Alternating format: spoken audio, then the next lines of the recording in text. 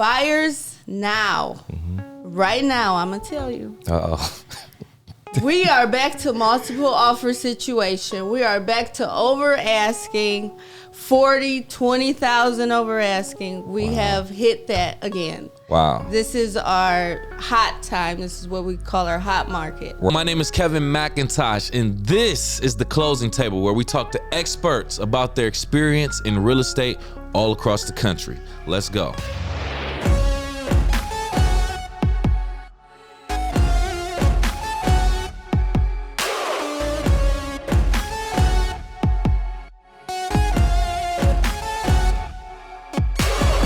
All right, welcome back to the Closing Table. My name is Kevin McIntosh, and joining us on this very special episode in studio this time, joining us, we'll be speaking to top producing agent Briyana Jordan. How you doing, Briyana? Doing very well. Thanks for having me. Absolutely, absolutely. So we are obviously going to touch on your market, your expertise, your insights, and things of that nature in regards to real estate in your market.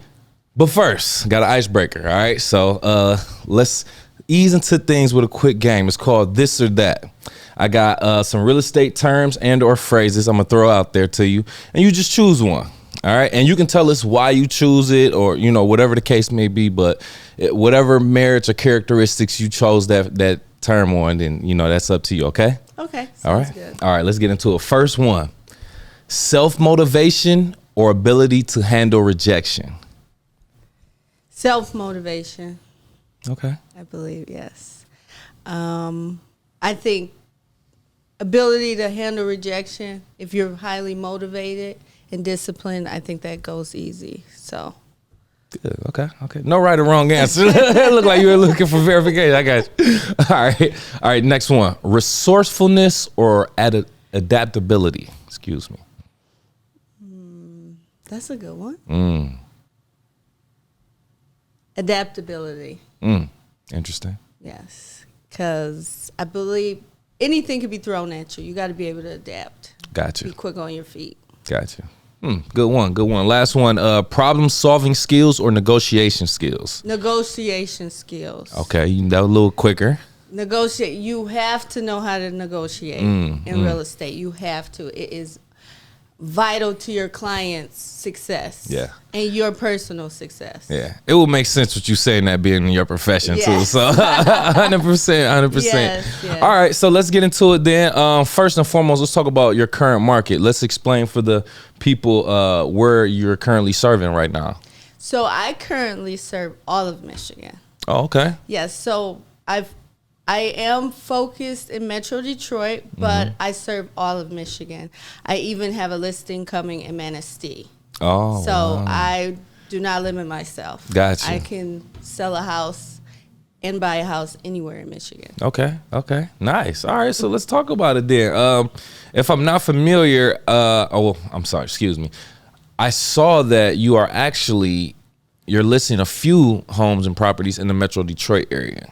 So let's talk about that more specifically, right? Because that being a unique market in Michigan and being the largest market in Michigan, more importantly, can you talk about how you're shedding new light on that Detroit market and making it, bringing a whole new perspective to it that the outside perspective may or may not know about?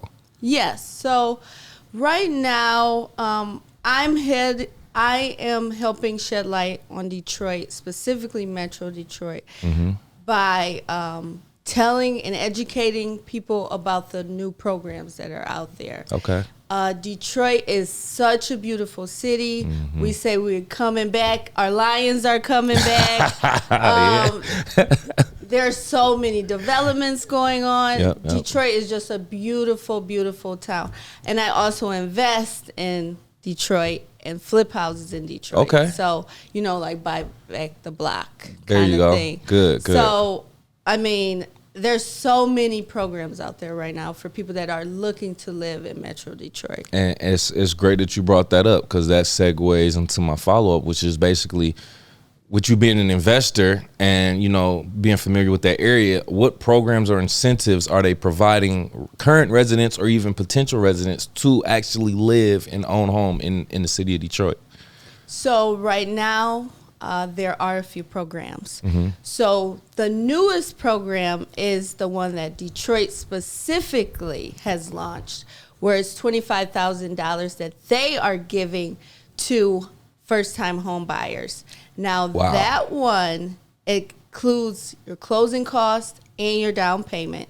So they are helping you guys get into a home for basically nothing out of pocket. And there's only a few requirements: a 600 credit score. There is an income limit. Okay. If you are a single person, it's a 41,000 income limit. Okay. And it has to be your primary residence. And then we have the one that I have been pushing the most lately is the Bank of America Affordable Loan Solution Program. Okay. Now that program, 100% financing. 100%. That means zero down payment for you. But they are covering, you do have a down payment, it's 3.5%, but they cover it. Okay. And they pay all of your closing costs. And all you pay is your taxes and insurance. That's it. Wow. And the income limit for that one for the city of Detroit is $100,000. So you cannot beat that. Yeah. That is one you cannot beat. That almost sounds like they're basically giving away homes in a way. It sounds crazy. Okay. Nice. So there's a few programs that are available for anyone who's looking to invest and or buy property in the city of Detroit. Yes. Got you. That's good. Thank you for breaking that down for us. So since we're even talking about 100% financing, closing costs being paid, that type of stuff, like how does this actually, you posted something that said this house is already 100% financed and closing costs. Is that something that comes with the home, or is that something a borrower has to apply for first and then go, get a home with, if that makes sense? Because like I said, you posted a listing that said, hey, this home is 100% financed, paid closing costs. Is that in relation to that program that you were talking about? Yes, that is in relation to the Bank of America Affordable Loan Solution. So does that attach specifically to just homes, or because just explain that to me? I don't know if I'm. Yes, so that's attaches specifically to homes in the city of, actually it's in the county of Wayne. Wayne County. Okay. Wayne County, so it could be Redford. Okay. It could be Westland. It could be the city of Detroit. So that's in Wayne County specifically. Okay. And there's also a search engine. Bank of America has a search engine where you can actually search a specific home to see what their specific program that they have for that house is. Nice. And you said $25,000 they're helping you. Is this like they're splitting that amongst a few candidates, $25,000, or one person can get up to $25,000? One person, and it's first come, first serve. So you better hop on it. Call your realtor, preferably me, to get you into that program. There you go. Good. So within the city or within the state of Michigan, your experience overall, what are some common challenges you're seeing buyers, even sellers, come across throughout the process of trying to either buy or sell their home?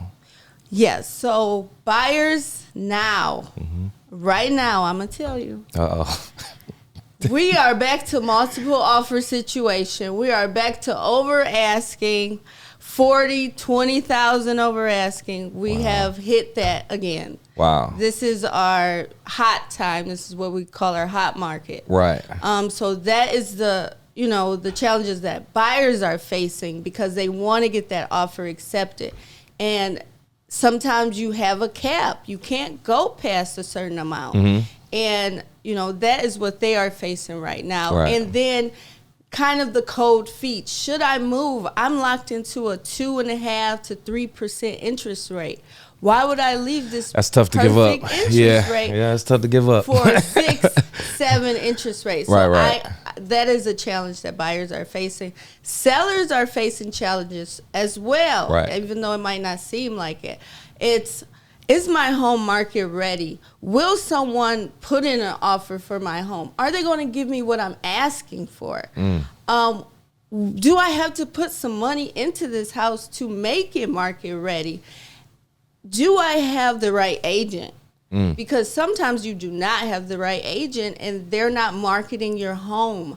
You need to be asking agents when you are interviewing, what is the marketing package? How much are you going to be spending to market my property specifically? And how are you going to get that sold?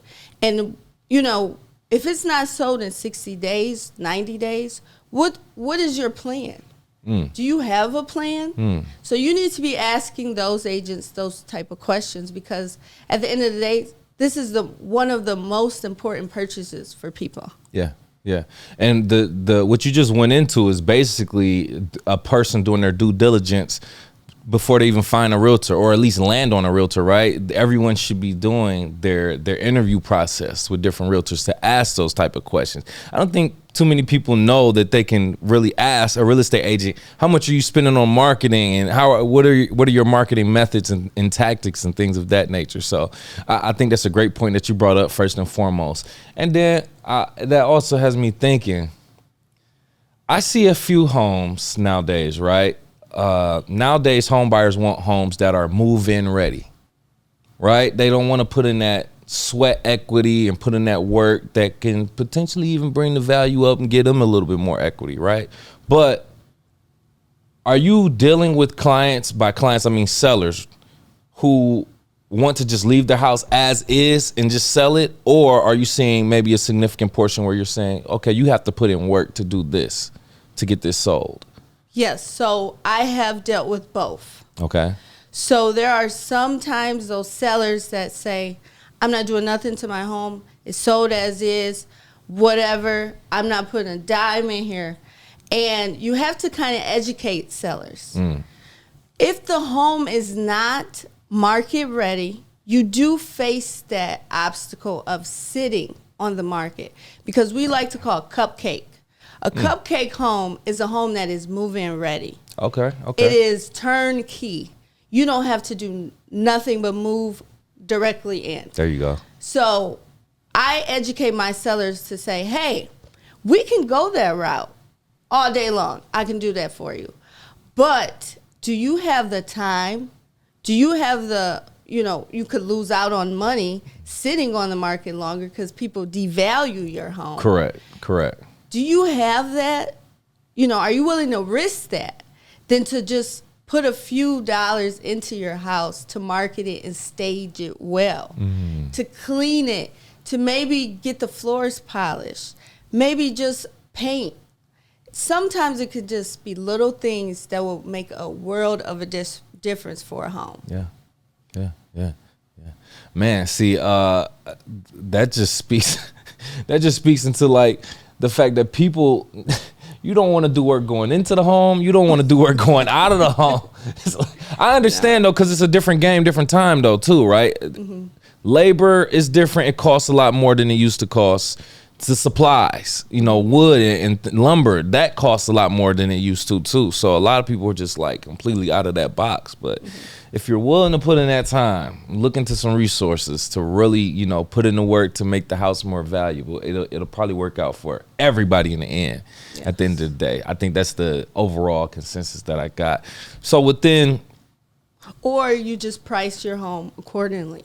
There it is. If you price your home accordingly, your house still will sell fast, and you don't have to put any work into it. But it has to be priced properly.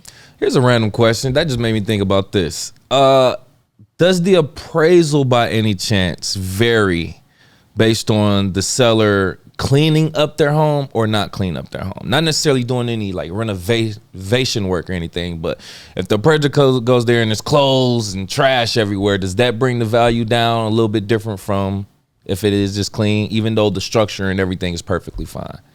I would say that can affect it. When you're getting appraisal, you want your house to be very clean, because if you have clutter everywhere, it can affect maybe some features that are in your home. I get you. Maybe you have some beautiful lights somewhere that you're blocking. Maybe you have an open floor plan, but we can't even tell because you got all this stuff everywhere. When you are getting an appraisal, it does, I would say, help to have your house like very clean, very clear of clutter, just as if someone was coming in to purchase it. It does make a difference, a huge difference. Okay. I was just thinking because I'm like, what if somebody like has this big house, got a pool and everything, but they just didn't take care of it. You know what I'm saying? They were like, yo, I got a big house. I got 3 bedrooms, such and such. I got a pool house and a pool.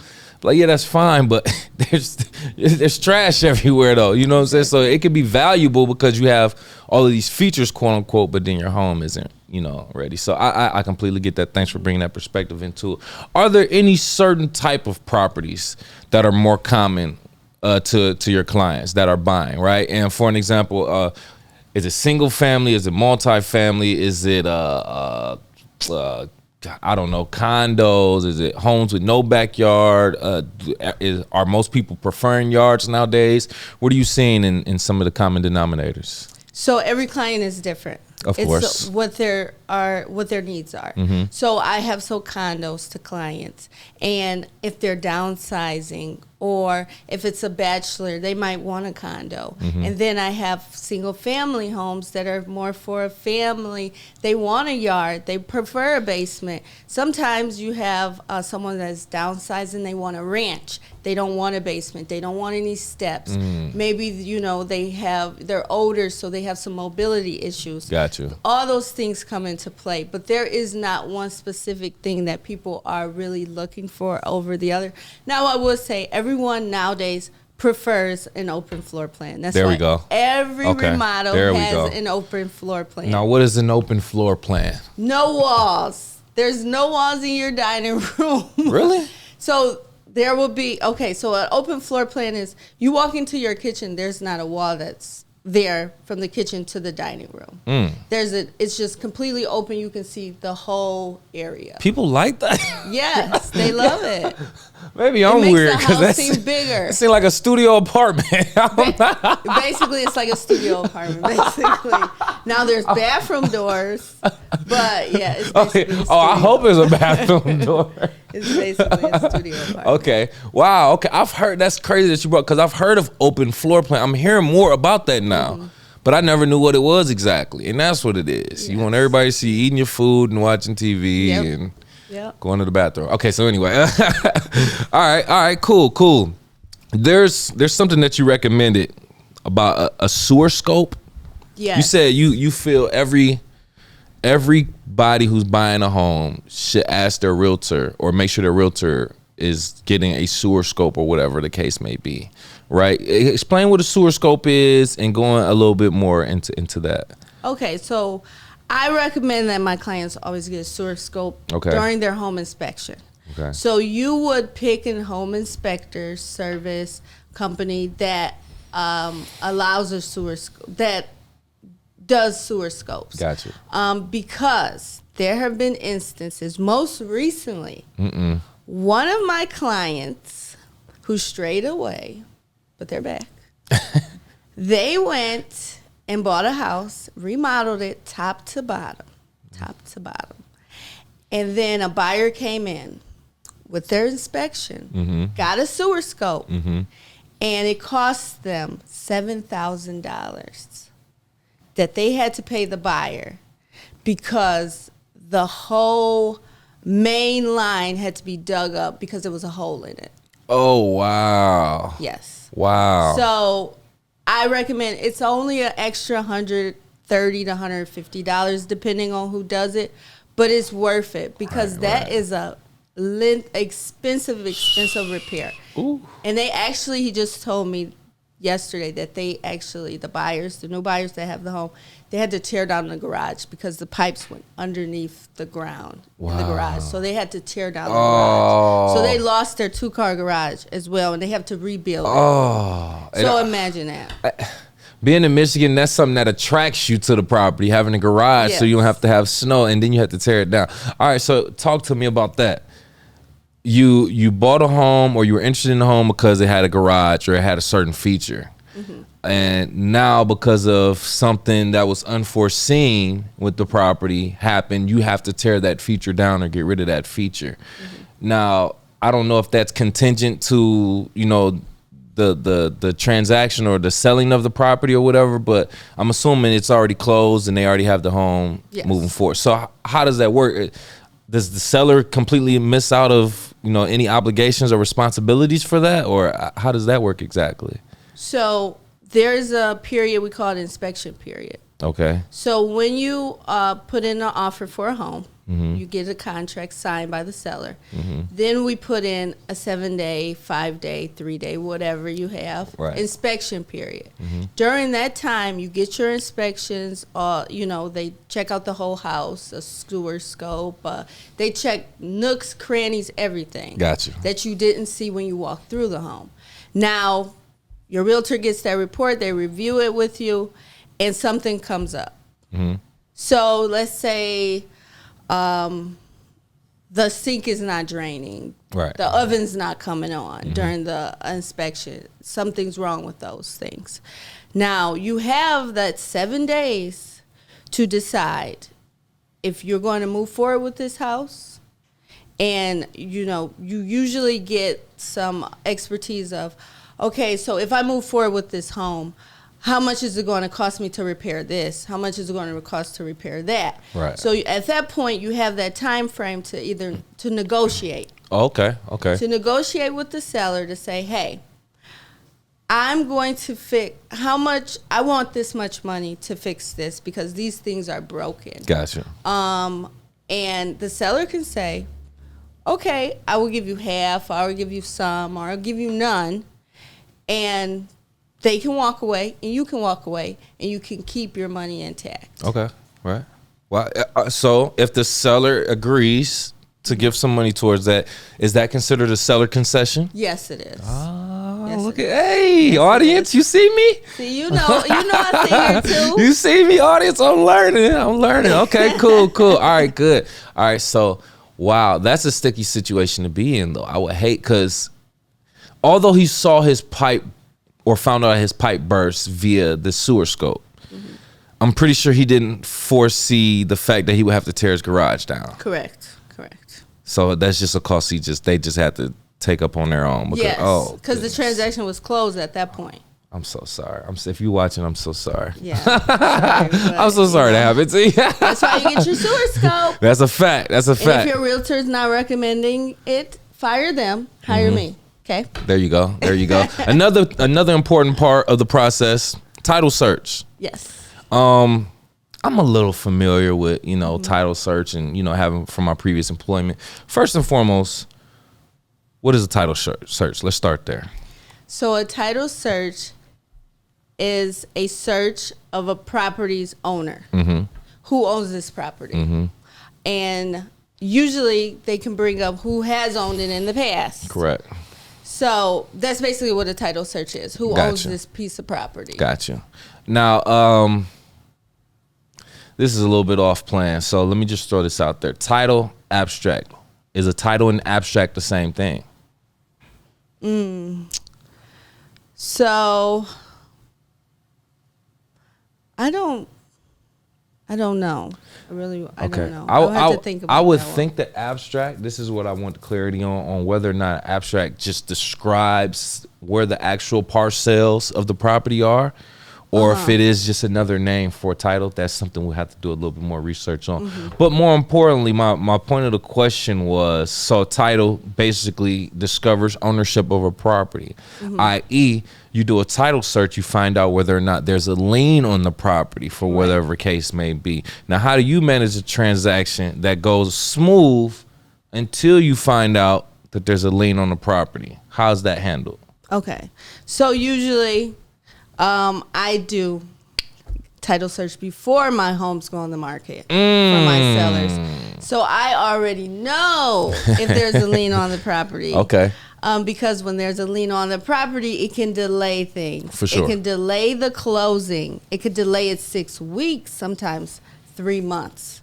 So when there's a lien on a property, usually there's a mortgage, which is a lien on the property. You owe money on your property, and it's usually paid off, a payoff, at the end when you sell. Got you. I was gonna say, I'm glad you clarified that. I was gonna ask, what is a lien, by the way? I guess I gotta clarify that for the audience. Just in case people don't think a lien is when you're just, relaxing on your house and kind of leaning back on. That's not a lien. A lien is when, like you said, there's some type of mortgage or something owed, and the house is basically used as collateral. Essentially, Yes. correct. Yes. There you go. So you could own a property, or think you own a property, and then there could be a lien on it. Maybe the previous owner had a gambling debt and they put the house up, and then someone else owes something on the house, so then that could be a lien. So the fact that you said you do a title search before it even goes on the market, correct? Yes. I once upon a time thought title search was like done maybe towards the end, but you're breaking it down and telling us that's not necessarily true. You can do a title search at any point in the process, correct? Yes. There you go. Usually your realtor, if they're great, they will do pre-title work. Yeah. And they will find out what is on your property, how many liens are on your property. If Joe, who did the roof some years ago, put a lien on your property, and get that and have that, before we even have an offer. So have that getting cleared up right away. Because if there's a lien on the property, it could take a long time. There it is. It could. There it is. Because you would have to settle with whoever is the owner of that lien, correct? Yes, whoever has that interest in your property, you have to contact them. They have to sign off. And then you have to get in contact with them. So right. How long is that going to take? Yeah, and I'm glad you brought up that example too, right? She said Joe the roofer fixing your roof, right? If you pay or if you hire someone to come fix your roof, driveway, or something something that's high cost, and then for some reason they do the work and you can't pay them, that's an example of that company possibly putting a lien on your property, correct? Yes. Just want to make sure. Come on now, we right here. We right here now. I'm there, y'all. All right, so you also helped your client, who was a seller, I believe, secure a deposit from a failed transaction. Yes, I did. Yes. Let's talk about that situation in general. Can you first talk about how did the transaction even fall? How did it fall through? How did it fail? Let's start there. So one of my sellers had a accepted offer, and then the buyer, for whatever reason, we were about to close. I believe we're about like 7 to 10 days out from closing, and the buyer backed out. So we're past the inspection period. The buyer backed out. They got some cold feet. Really? Yes. It happens all the time. Right, People right. don't understand. It happens. Okay. It happens. That's why it's good to have a backup offer, because people change their mind. They do. And it could be anything. It could be anything. That's something that's not talked about too often here on the closing table. Yes. Wow. Okay. All right. If they back out after the inspection period, they are not entitled to that money back. After the inspection period. Correct. That's usually okay. All right. Good note. Good note to make first and foremost. Okay, so with that being said, how can, I guess this is kind of, I don't know. So just explain, how can a buyer avoid being in a situation where they want to back out? If you're representing the buyer, how do you help your buyer, I guess, be more secure with the property so that they don't get cold feet at the end? Because you weren't representing the buyer at the time. Right. I have had one where I received the money back for my buyer. $10,000 to be exact. Imagine $10,000. Yes. Oh, it happens. Oh my goodness. It happens. You have to be a good negotiator. Right. And to avoid losing your money, when you put in an offer and you have that inspection period, go through everything. What go through those I don't know. Right, okay. Go through that with your agent. Tell them nothing is a secret. Like, tell us. We need to know. What are you feeling? We're here to help. We're also like therapists. I've heard that a million times, yeah. Really tell us what's going on, because at the end of the day, you don't want to lose that money. No. And then they can also avoid so sometimes you might maybe the buyer is going to change a job or something like that. Maybe they don't qualify for the mortgage anymore. There's a contingency in the contract that says, which is a reason for you to get out of the contract, basically the same word. if you don't qualify for the mortgage anymore, you are entitled to your money back. Whatever someone tells you, you're entitled to your money back. If you're not qualified for that mortgage anymore and they deny you, a denial letter from a mortgage company will get you your earnest money deposit back. Got you. But you not liking the roof anymore is not going to get your money back. Nah, you're going to have to pay that money. No. Okay, good. So, wow, that's what they lost. They lost their earnest money deposit to the seller because they decided to back out. Now, did you find out why? They just randomly just didn't want to do it. No just reason got why. Cold feet. Maybe it was the interest rate. They got scared. I don't know. Oh, man. But I say marry the house, date the rate. It can always change. Have you heard that song before on the closing table, audience? All right, so I really want to kind of just get into the new developments and how Detroit is kind of like moving forward and things of that nature. Can you talk about any new developments that you know of within the city of Detroit that can be beneficial for clients or people that are living within that city to actually know about? Yeah, so especially where they call Riverside subdivision, which is in Detroit. It's not too far from the water. It's about maybe 3 or 4 blocks off the water. Right. The Jefferson project, that is a huge development where the city of Michigan, the state of Michigan, and the city of Detroit have put $500 million over there in a development. And I'm telling you, when I was remodeling a home over there, the city of Detroit had a truck that was filled with water, and it was watering the neighbor's grass. Really? Watering the neighbor's grass for them. So when you see stuff like that, you know that area is very valuable. Man, because being from Detroit, I've never seen the city water somebody's grass. What? It was a truck just spraying water on the lawn. Like, what is this neighborhood? We need to move there. Like, that is crazy. I was like, shocked. Okay, well, yeah, that's a great example of the city investing in those neighborhoods. Okay, good. All right, good. All right, so new developments. You said the riverfront area, the Jefferson. What was the other one that you named? The Jefferson Towers or Jefferson project. There you go. Yes. Okay. Good. And I think you also spoke on a mall possibly being developed within the city of Detroit. Yes, there is some talk of a mall coming to downtown Detroit, which I would love personally.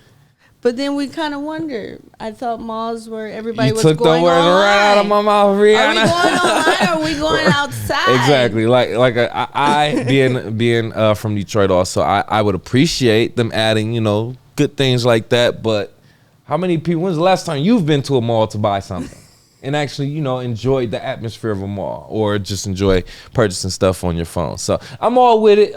Once it opens, I'll be there. I might buy something, but right. That's about it. Yeah, a Cinnabon. That's it. Everybody go to the mall for right. Yeah, like. we just gonna go for the smell. Essentially. Yeah. All right. Well, thank you so much for joining us here, Briyana. You dropped a lot of game, a lot of jewels here. We appreciate that. Before we get out of here, if you have any last words and/or want to tell the people how they can reach you, please do so now. So you can reach me on social media. My Instagram is Briyana Jordan _ and then you can reach me also on Facebook, Briyana Jordan Realty, and you can reach me by cell phone at 616-469-7164, and you can also text or you can email me at briannajordan@kw.com. There it is. Thank you again for coming here so on the much. closing table, Briyana. Driving out here. For our YouTube audience watching right now, if you gotten this far in the video, got to do us a favor. Hit that like button for us right now. Also, make sure you share and hit the subscribe button. Subscribe to our channel. And if you are listening on Apple, Spotify, or any other podcast platforms, please do the same. Give us a like, a 5-star rating, and also subscribe for our latest content. Briyana, I'd like to leave our audience with a question before we get out of here. Okay. Hey audience, where do you get your most reliable real estate information from? Is it a real estate agent, online, family, friend? Whatever the case, drop your comments below. Besides that, we'll see you next time. Cool. Appreciate you, Briyana.